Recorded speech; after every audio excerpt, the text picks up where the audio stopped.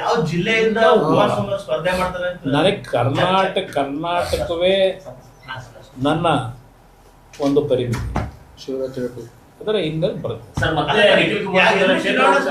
ಅದೆಲ್ಲ ನೀವು ಮಾಧ್ಯಮದಲ್ಲಿ ಊಹಾಪೋಹದಲ್ಲಿ ಏನು ಬರಿತಾ ಇದ್ದೀರಿ, ಅದು ಯಾವುದು ವಾಸ್ತವಾಂಶ ಇಲ್ಲ.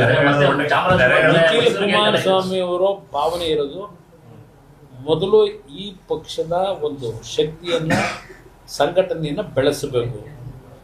ನನ್ನ ವೈಯಕ್ತಿಕವಾದ ಸ್ಥಾನಮಾನಗಳಿಂದ ಈ ಪಕ್ಷಕ್ಕೆ ಒಂದು ಶಕ್ತಿ ತುಂಬಬೇಕು ಅಂತಕ್ಕಂಥ ದೃಷ್ಟಿ ಇಡೀ ರಾಜ್ಯದಲ್ಲಿ ಏನು ಪ್ರವಾಸ ಮಾಡ್ತಾ ಇದ್ದಾರೆ. ಅವರು ಯಾವುದೇ ಕ್ಷೇತ್ರದ ಬಗ್ಗೆ ಆಸಕ್ತಿ ಇನ್ನೂ ಹೊಂದಿಲ್ಲ. ಆ ಸಮಯ ಬಂದಾಗ ಚುನಾವಣೆ ಇನ್ನೂ 2 ವರ್ಷ ಇದೆ ನೋಡಿ. ಅಲ್ಲ ಸರ್, ನೀವು ರಾಮನಗರದಲ್ಲಿ ನನಗೆ ಜನ ಎಲ್ಲ ಅಪೇಕ್ಷೆ. ಈಗ ನನಗೆ ಊಹೆ ಇರಲಿಲ್ಲ ಮಂಡ್ಯದಲ್ಲಿ ನಾನು ಲೋಕಸಭೆಗೆ ನಿಲ್ತೀನಿ, ಪುಟ್ಟರಾಜಣ್ಣ ನಿಲ್ಲಿಸಬೇಕು ಅಂತ ಇತ್ತು. ಅವತ್ತು ಅನಿವಾರ್ಯ ಅಂತ ಪರಿಸ್ಥಿತಿಯಲ್ಲಿ ಕಾರ್ಯಕರ್ತರುಗಳು ಪುಟ್ಟರಾಜಣ್ಣನು ಸೇರಿದಾಗೇನೆ ಇಲ್ಲ ಈ ಟೈಮ್ ನೀನು ನಿಲ್ಲಬೇಕು ಅಂದ್ರೆ ನಿಲ್ತೀನಿ. ನನಗೆ ಗೊತ್ತಿರಲಿಲ್ಲ ನಾನು ಪಾರ್ಲಿಮೆಂಟಿಗೆ ನಿಲ್ತೀನಿ ಅಂತ, ನನಗೆ ಗೊತ್ತಿರಲಿಲ್ಲ ಕೇಂದ್ರದಲ್ಲಿ ಮಂತ್ರಿ ಆಯ್ತೀನಿ ಅಂತ. ಪಾಪ ನಮ್ಮ ಹಳೆ ಸ್ನೇಹಿತರುಗಳೆಲ್ಲ ಮೂಲೋಯ್ತು JDS ಅಂತ. ಈಗಿರೋದೇ ಅವ್ರಿಗೆ ಯೋಚನೆ JDS, ಇನ್ಯಾವ ಪಕ್ಷದ ಮೇಲೆ ಅವ್ರಿಗೆ ಯೋಚನೆ ಇಲ್ಲ. ಯಾವ ಜಿಲ್ಲೆಯಿಂದ ಕುಮಾರಸ್ವಾಮಿ ಸ್ಪರ್ಧೆ ಮಾಡ್ತಾರೆ ಅಂತ ನನಗೆ ಕರ್ನಾಟಕವೇ ನನ್ನ ಒಂದು ಪರಿಮಿತಿ. ಅದರ ಹಿಂದೆ ಬರುತ್ತೆ. ಅದೆಲ್ಲ ನೀವು ಮಾಧ್ಯಮದಲ್ಲಿ ಊಹಾಪೋಹದಲ್ಲಿ ಏನು ಬರಿತಾ ಇದ್ದೀರಿ, ಅದು ಯಾವುದು ವಾಸ್ತವಾಂಶ ಇಲ್ಲ.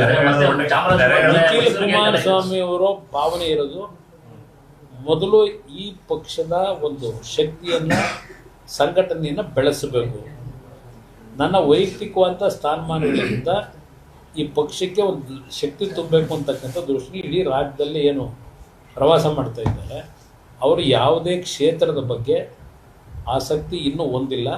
ಆ ಸಮಯ ಬಂದಾಗ ಚುನಾವಣೆ ಇನ್ನೂ 2 ವರ್ಷ ಇದೆ ನೋಡಿ. ಅಲ್ಲ ಸರ್, ನೀವು ರಾಮನಗರದಲ್ಲಿ ನನಗೆ ಜನ ಎಲ್ಲ ಅಪೇಕ್ಷೆ. ಈಗ ನನಗೆ ಊಹೆ ಇರಲಿಲ್ಲ ಮಂಡ್ಯದಲ್ಲಿ ನಾನು ಲೋಕಸಭೆಗೆ ನಿಲ್ತೀನಿ, ಪುಟ್ಟರಾಜಣ್ಣ ನಿಲ್ಲಿಸಬೇಕು ಅಂತ ಇತ್ತು.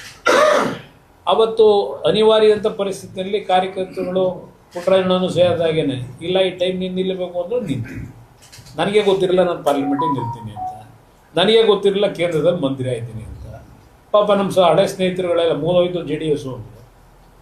ಈಗಿರೋದೇ ಅವ್ರಿಗೆ ಯೋಚನೆ JDS, ಇನ್ಯಾವ ಪಕ್ಷದ ಮೇಲೆ ಅವ್ರಿಗೆ ಯೋಚನೆ ಇಲ್ಲ.